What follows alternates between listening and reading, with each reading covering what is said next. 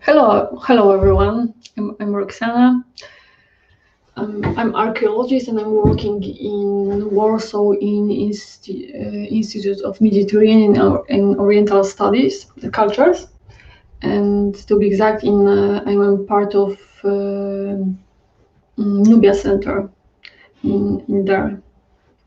But today I don't want to talk about archaeology and excavation, or maybe I will talk about excavation, but different one kinds of the excavation. Just my pursuit of uh, Sudanese revolutionary art in the internet. I don't know if Julie Anderson, my friend, is here. She's joining us, but it's she knows that it's her fault that I'm talking today about Sudanese art because she took me to the Sudanese art gallery, and since then I was just in love with Sudanese art. So I'm gonna just start my presentation.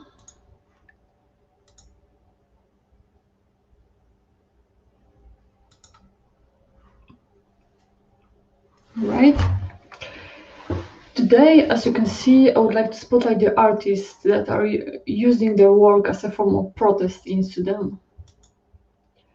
When protests broke out on December 19, 2018, spreading like a wildfire in cities across the country, calling for the downfall of President Omar al-Bashir and his regime, an outburst of artwork reflecting what is being referred to as the Sudan uprising or the Sudan revolution flowed the social media.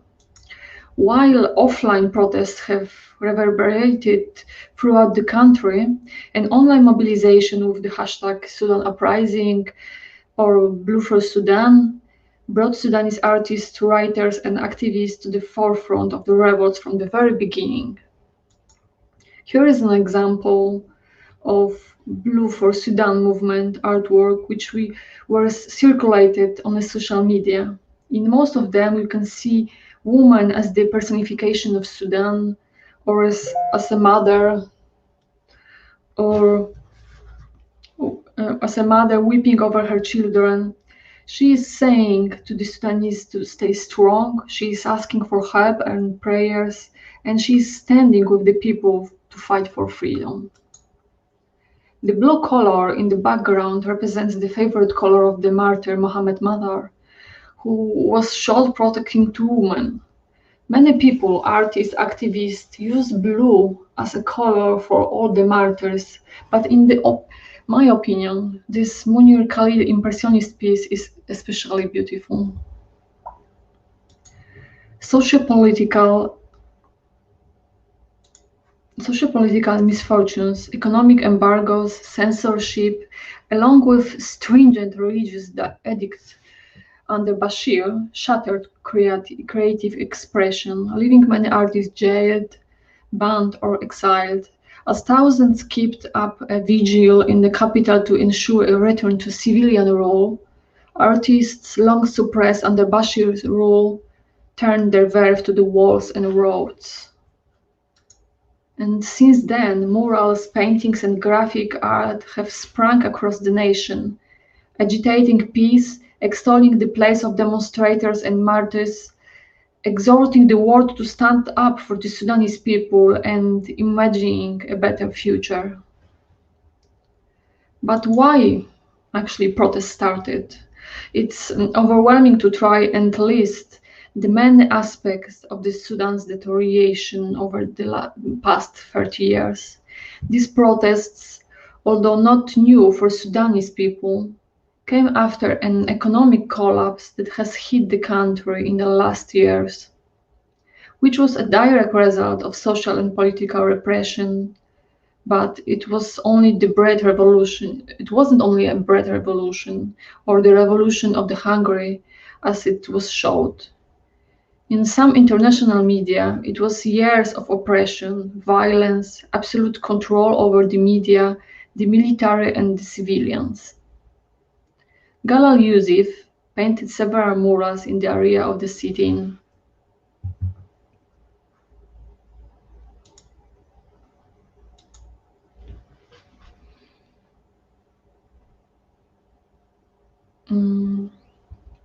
As I said, Gara Yusuf painted several murals on the. It's here on the. Wait.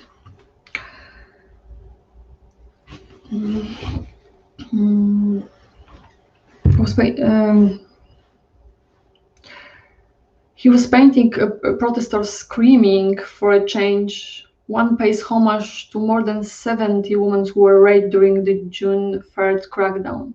Most shows gaunt figures, often wearing traditional Sudanese garments with red lines crossing their mouth, or symbolize censorship and oppression. One of his largest work is under a bridge and resembles Edvard Munch, The Scream. Elongated faces with gaping mouths, hands covering their ears, the scream as of the people power of revolution. Yusuf believes that art can be the voice of the people, and I can feel that he speaks through his art, not only for himself, but for the whole nation. On a lot of murals, we can find a metal mark, so-called kezan, but it's not related with hunger. So what or who is kezan? I've been told that it's traditional mug made of steel and called kos, singular of kezan. There are different theories on why Sudanese call the ruling party kezan. The most popular theory is a saying by El Turabi, the man who helped al-Bashir gain power. He said, "Knowledge is a sea and we are its kezan." So this wasn't just a bread protest. It was a battle for freedom. But it is right that after the removal of government subsidies on bread, people stopped believing in government promises. Sudan activist Mohammed Hassan al-Bushi, when facing Nafi al-Nafi, former assistant to the president in University of Khartoum, bravely and publicly humiliated Nafi and held him accountable. He asked him, "Tell me about the bread that's now size of an ear." Every word uttered by El-Bushi is as powerful today as it was years earlier, and about this reminds us art piece of Anas Satir at the upper left on the slide.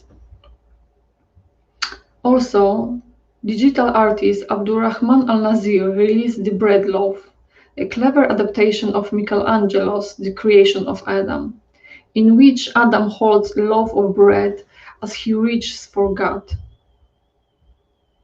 Superimposed on an iconic Sudanese backdrop of a crowded bus depot. From growing poverty and homelessness to the worsening public transportation issues, Abdul Rahman al-Nazir's piece powerfully displays many of these issues faced by citizens in Khartoum during time of revolution and before. Today, I am going to focus on about the role of art and artists in revolution, especially women as a figure and inspiration for artists and the woman artist itself, which perspective on Sudan uprising is crucial. Women whose street and digital art became symbols of revolution in opposing a militant government like Sudan's, women are not limited to response on the streets, but men are actively vocal as organized activists. They are held sometimes for days and weeks, often coupled with physical abuse and always with verbal abuse and threats. Their organizers' tenacity and ability to reach people their male counterparts may not have access to, like other women, families, and relatives, makes women organizers especially effective, and their role are not limited to just active times like this. Their battle is a daily one, fighting for women's rights, for free speech, and for fair governance.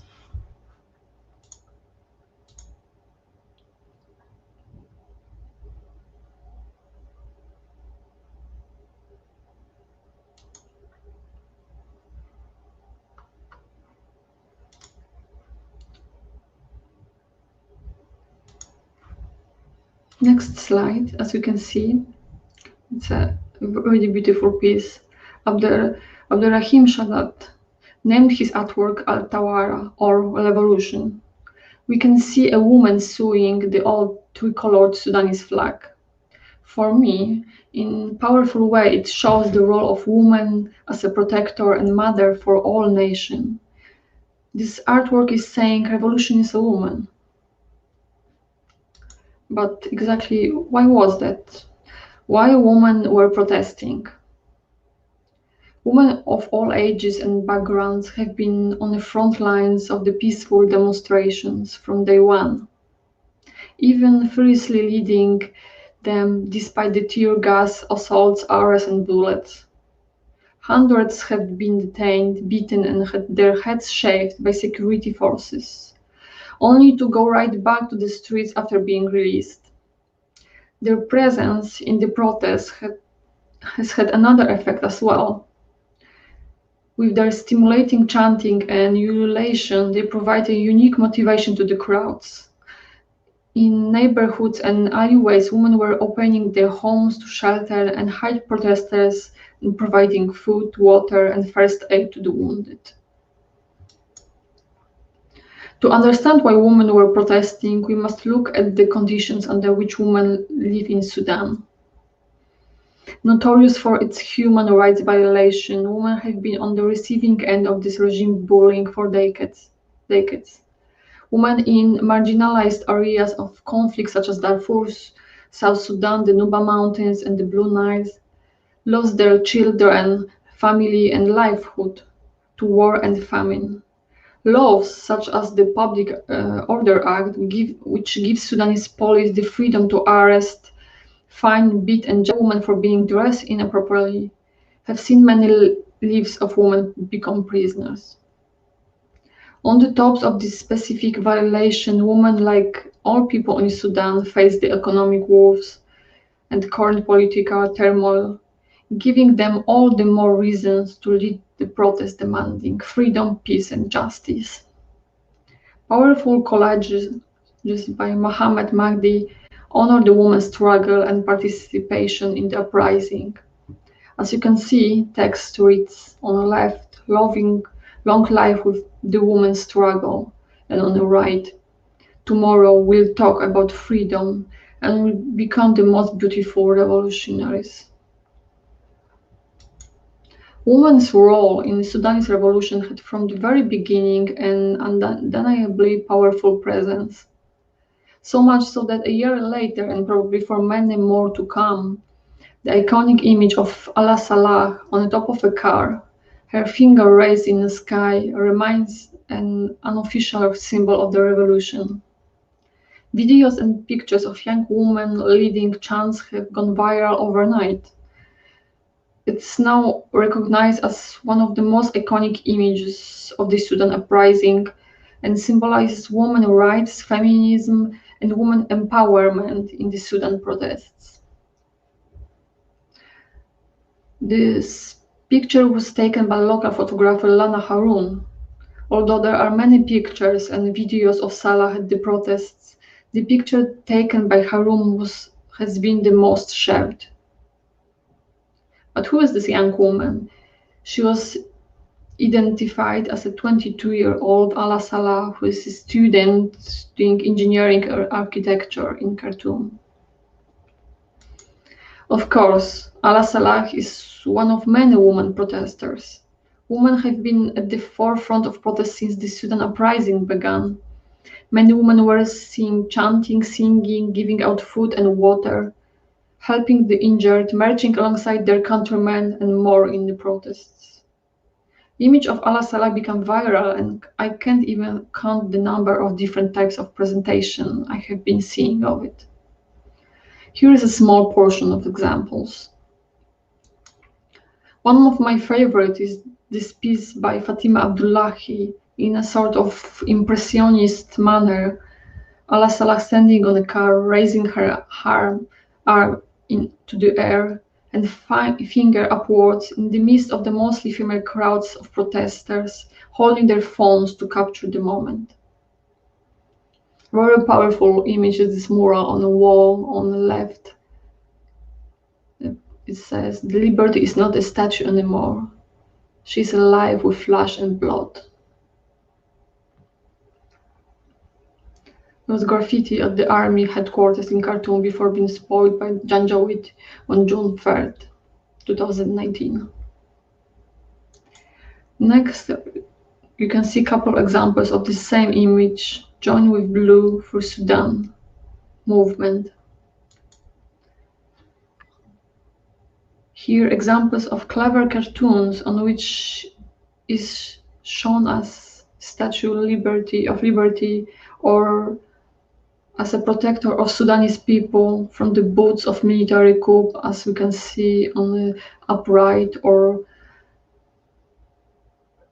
the protector from the al-Bashir regime, as we can see on the bottom right. And Al-Salah here is a very interesting example when she's on the cover of Sudanese passport on the down right on the slide as a symbol of free Sudan. And one of my favorites, actually, it's called "The Scent of the Revolution." Artist Amanda Al-Fadi transforms Sudan's iconic Bint el-Sudan perfume label into a revolutionary message. But can we take a minute here and ask, but why this image is so important and powerful? This single image was framed as the Kandaka of the Sudanese revolution. Allah's outfit resonates on the national level and gives Sudanese women a place which they once had within Sudanese society as pioneers. It goes back to the foundation of the women's movement during the second condominium colonial era, where we see images of young Sudanese women fighting for a place while wearing their white tops, even before gained independence in 1956.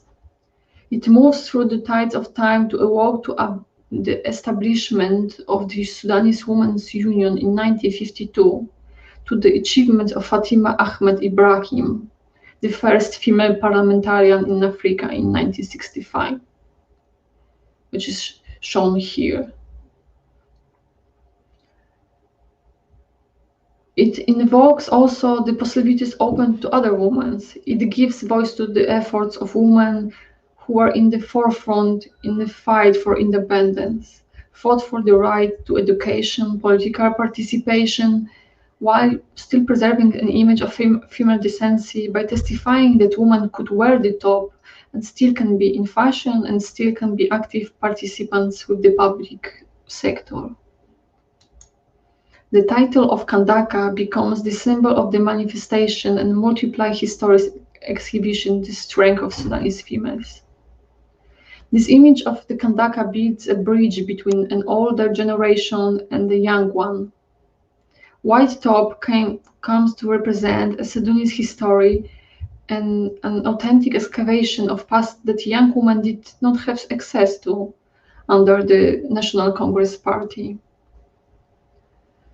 The resentments and sense of injustice articulated by women as doubled for them in a society that still tends to facilitate male lives make it easier to understand the claim what the revolution in Sudan was actually the women's revolution. This is based on sheer need, which is reinforced by the chant of young females. My grandmother was a Kandaka, the chant. Poetry of the chants used during the protest may have been one of the most inspiring forms of art, how people's demands transformed into rhythmic words, and words that were formed in the heat of the moment and perfectly capture what protesters were going through and what they were asking for, and most importantly, how they fueled each one of them every time the collective uttered any of them. Here we can see a very powerful image of Al-Salah and the sign next to it. My grandfather is Taharka and my grandmother is Kandaka. My grandmother was a Kandaka. The slogans were visible on Khartoum's urban landscape. They were painted on walls and houses and created an uninterrupted thread of aspiration between the past and the present. On a mural painted by artists Amir Saleh and Belal Abdelrahman, there is a woman brandishing a sword, as we can see here on the picture, and wearing a helmet that can be easily associated with a warrior. In this instance, the words are transcribed in English, our history returned back with Kandaka, it says.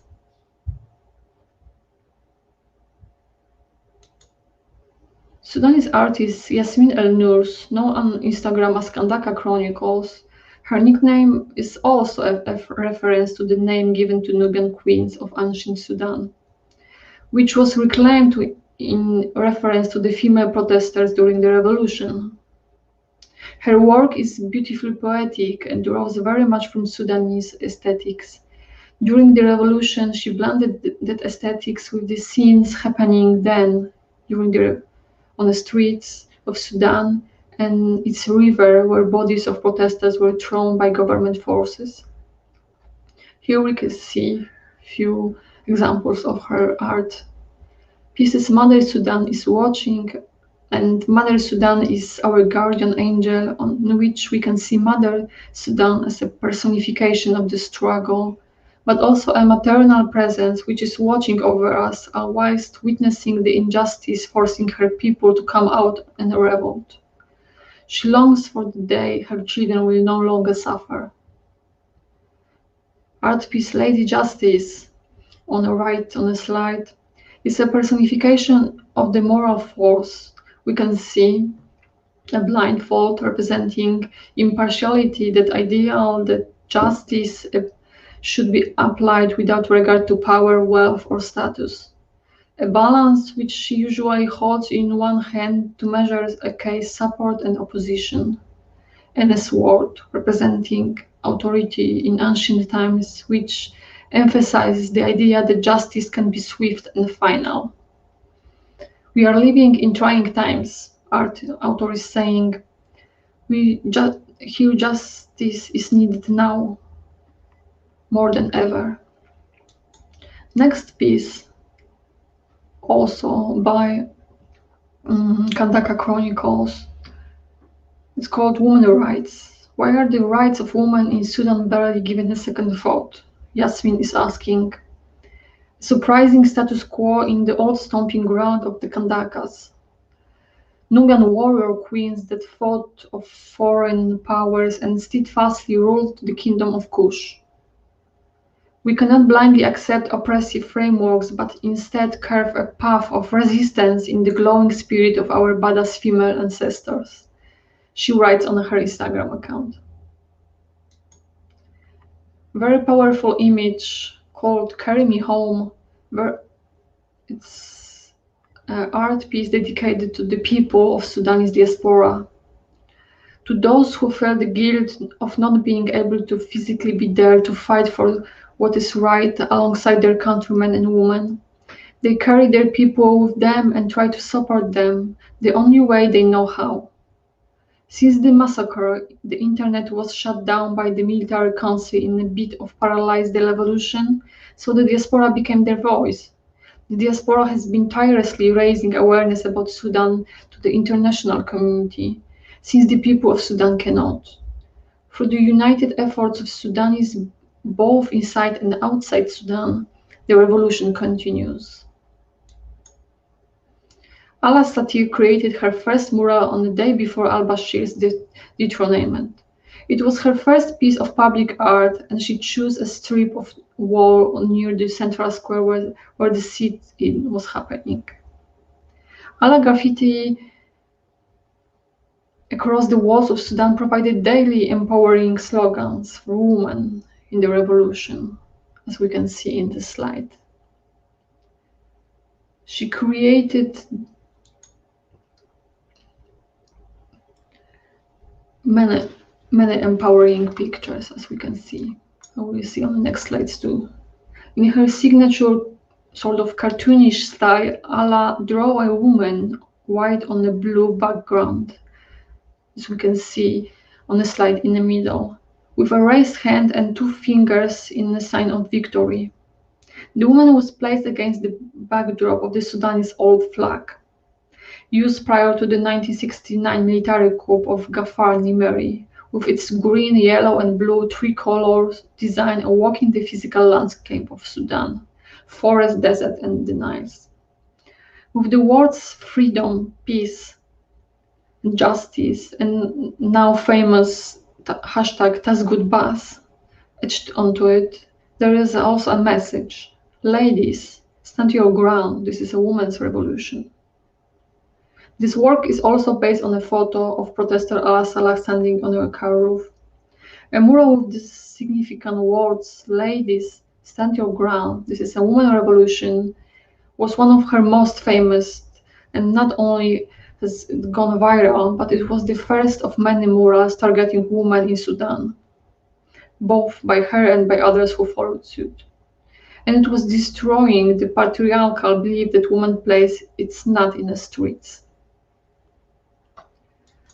Ala Satir, in an interview, said, when the Sudan uprising started, it felt right to make artworks dedicated to it. As here we can see the series of artwork called We Are the Revolutions. We are the woman and we are the revolutions. Ala Satir said, after all, this revolution isn't just political. Ala wrote her message in her own words. We are not here just to overthrow a political regime, but the corrupt social system that came along with it, that targeted women and used all techniques to try and push them backwards. Mural titled A Woman's Place is in resistance.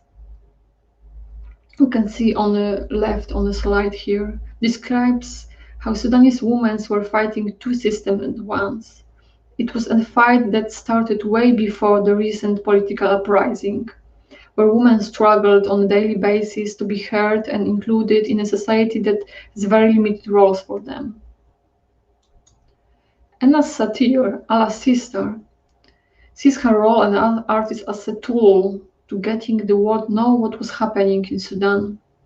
Through her work, she is showing like Sudanese government have twisted religion to serve their needs, as we can see on the left side of the slide at the bottom.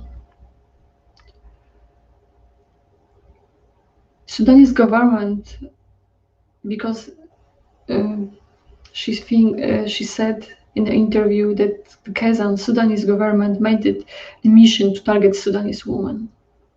A few years ago, a video of a woman being lashed went viral, causing an international uproar on social media. Toni Morrison wrote a poem in support of the woman, and the lyrics of it goes like here on the painting on the left up of the slide. Each cut tearing your back hurts women all over the world. Each scar you bear is ours as well.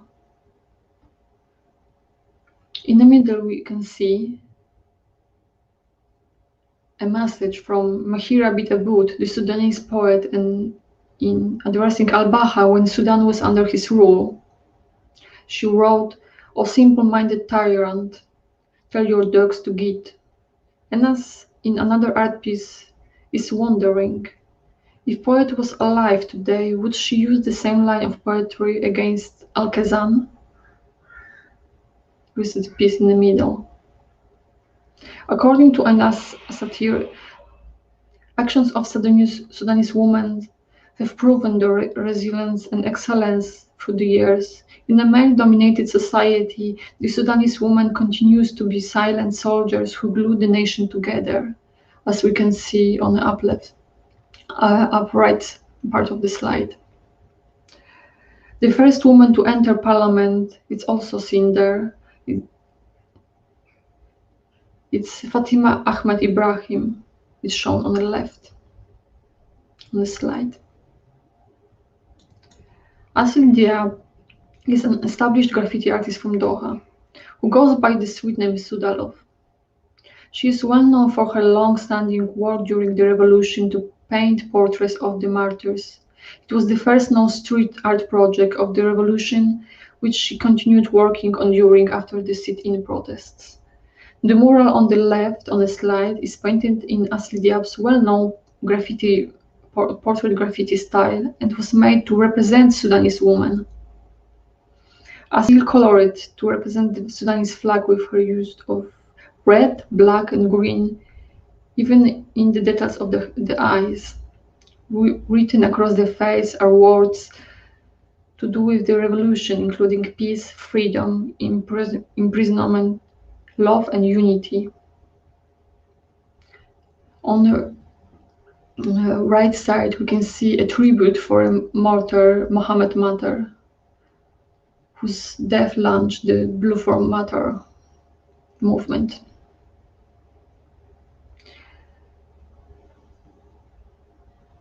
Sudalov was one of the many female Sudanese artists leaving their mark on the streets during the protests. Diab painted mostly murals of martyrs from the revolution, which was notoriously bloody, leading to hundreds of deaths, many of which went undiscovered or neglected. On the walls, she was immortalizing their memory.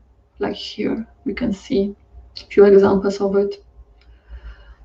At the bottom left part of the slide, you can see Kalim Manjawa Bashir and his friends watch Asil as she paints his father, Wabi Bashir.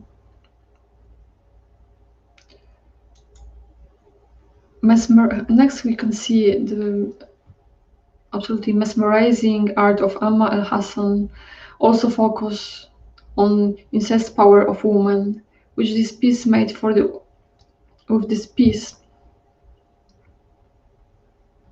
Oh, sorry. It's not the slide. Here we can see Faida Khalid, really beautiful pieces. This is creating simply yet instantly viral digital illustration, perhaps because of this directness. She's a Sudanese artist, Faida Khalid, all the way from Saudi Arabia, made sure to play an active role in the movement in spite of her absence. Making designs that are at the time like flyer-like reminiscence of propaganda of older times, spreading awareness about the marches during the uprising, and even giving voice to those joining the Sudanese revolution from afar. Her art is inclusive, empowering, and made a unique stamp on the artistic revolution that emerged from the revolution on the streets. Here we have Amma Al Hassan, which is also focused on the instant power of women, with this piece made for this piece made for the Women's Day, as we can see on the right. She said, "To the women of Sudan, any and every successful story would not have been possible without the presence of them. Despite the hard choices they face every day, they have the courage to break all these cages. They are really strong and faithful." She said, "To all Sudanese women, you are the future, never lost your charm." Here, Nara Al-Naim, artist which shown showing a different perspective on the revolution. She's showing that protests weren't just about the bread, neither about the gas. There is more about it. It's the tip of the iceberg, she said. It's a sea of injustice and an ocean of corruption. This piece, Price of Freedom, she dedicated to the protesters. It's seen here on the right of the slide. "Sudanese people, you are the heroes of the nation. I applaud your persistence, your efforts, your passion, and your respect for this nation. Together we are stronger. March to the freedom with your head high," he says. Here we have her artwork made for International Women's Day with special dedication to all the women in the streets of Sudan fighting for freedom, justice, and change. painting on the upper right of the slide called Habub. It's my personal favorite. She described it simple. Habub, try and stop her, she says. For me, this is essence of Sudan. It's simple, powerful, and beautiful. A Habuba, a character from Sudanese folklore who represents the Sudanese mother, grandmother, who was worked tirelessly her whole life. It's a symbol also used during the revolution. Twin brothers, Mirgani and Osman Mohammed Sali, are both independent artists. In January 2019, they started making mosaics telling the story of the Sudanese revolution. Later, they have focused on creating giant portraits of the victims of the revolution, especially those who died in the Sudanese army's violent crackdown of the protests in June 2019. But the very first mosaic honored the Kandaka, the woman who led protest marches, recites poems and sings hymns, and sometimes even throwing tear gas canister back at the police. They gathered photos of women protesters with their fists in the air or injured and turned them into a portrait of Habuba, as we can see here on the right part of the slide. This portrait has a huge impact on the recipient. The image of the mother, grandmother, or caretaker tears the heart out. And those thousands of smaller photos of women fighting for themselves are just unforgettable.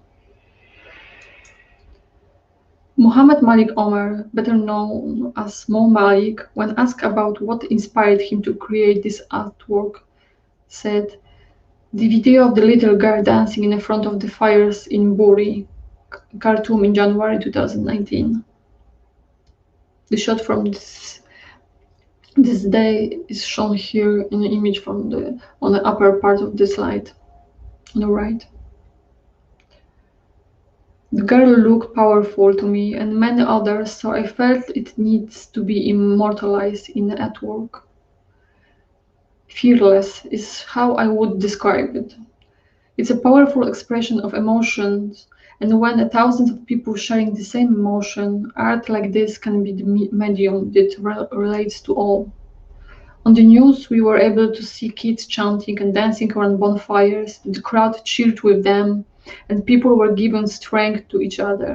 Watching those images, you can get one thought: they're unstoppable. Another fearless girl warrior we can see here on the right on the slide. The girl is armed, her face exudes courage, she's ready to fight. A video of female protesters loudly chanting anti-government slogans inside a detention hall inspired Asin Jubara to create this art piece on the left on the slide. It's called Not Afraid. An illustration of henna embodied female hand raising her middle finger with the words "Not Afraid" written above. The illustration was met with a lot of criticism since raising the middle finger is considered inappropriate for a woman to do. Artist told in an interview that he intentionally created that image to provoke the society. We should stop telling Sudanese women what they should and shouldn't do and liberate ourselves from a society dominated by men. During the Sudanese uprising, alongside with the familiar verbal and written communication, a beautiful flood of designs, sketches, paintings, infographics and songs have spread the word across Sudan and even farther. Sudanese activists have been using their art to resist, to document, to explain and glorify, and also to remind. I think the revolution has given a new meaning to what it means to be an artist in Sudan. Art has a powerful and major role in this revolution, and it was another weapon of civil disobedience. Today, I wanted to show only selected works of art that were created during revolution, works that emphasize the important role of women in the uprising, and celebrate their courage and commitment, artworks that were saying to all Sudanese women that they have been seen and heard. Thank you for your attention.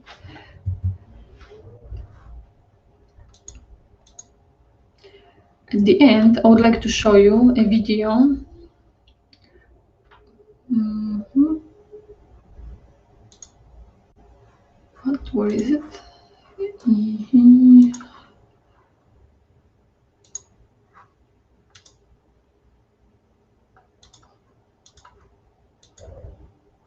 This is a video from Mergani Salih YouTube website.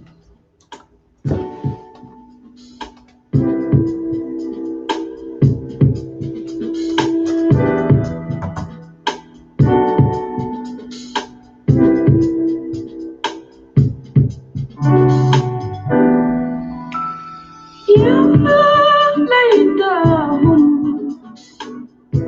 وبنفس قوة بطشهم بالأبرياء بطشوا بمن سرق الرغيف من الجياع أو ليتهم وبنفس نهمتهم على سفك الدماء استرجعوا شبرا من الوطن المضاع لكنهم ولبؤسهم هم نفسهم لكنهم ولبؤسهم هم نفسهم من أورد الناس المهالك والمذلة بالخداع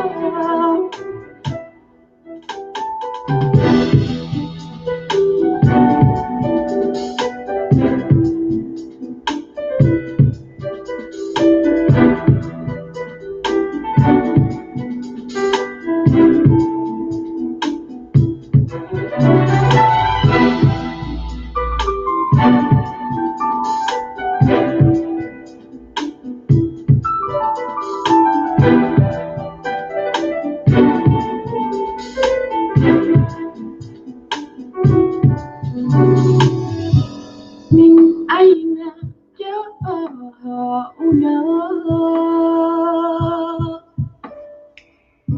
خذ من الحبس كل That's it. I hope this powerful image will stay with you. It's absolutely beautiful and powerful. Thank you for your attention.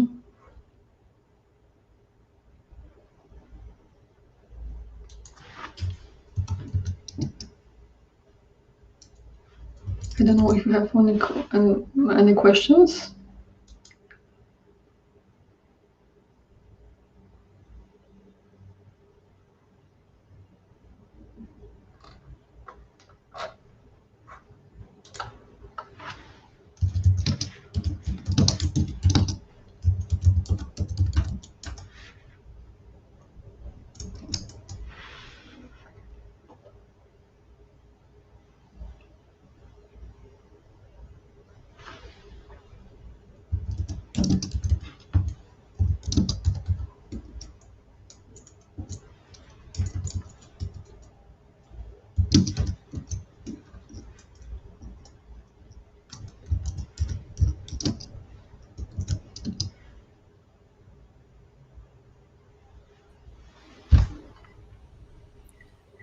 Hi. Hello, Roksana. Thank you so very much for this wonderful tribute to not just the women, but the art that honored our women. And I speak now as a Sudanese and not just as a Nubian. This is such a huge tribute, and personally, one of my biggest dilemmas was knowing that this art was being erased, and I'm so very grateful that you made notice of this in your presentation, that this was the first thing to be attacked and the first thing to be wiped out, because art is a form of communication um, that is untethered and untouched by any external factors. It communicates from heart to heart, from soul to soul, and the best way for them to get in the way of that is paint over it. So thank you very much. We Like do we have a comment here coming through from Twitter. Anisini, thank you for the presentation. Very interesting, and I agree completely. Um, Thank you once again, and thank you for all your work archaeologically, but also for taking the time to honor this revolution. next time I will maybe we'll talk about archaeology a little bit and excavation. It's all connected. It's all connected. That's true. That's It true. all documents history, and in many ways, this might not be an archaeological endeavor, but you have absolutely documented history in a way that is still there are still efforts to erase. So I'm personally very, very grateful to you, and That's true. I thank you for this.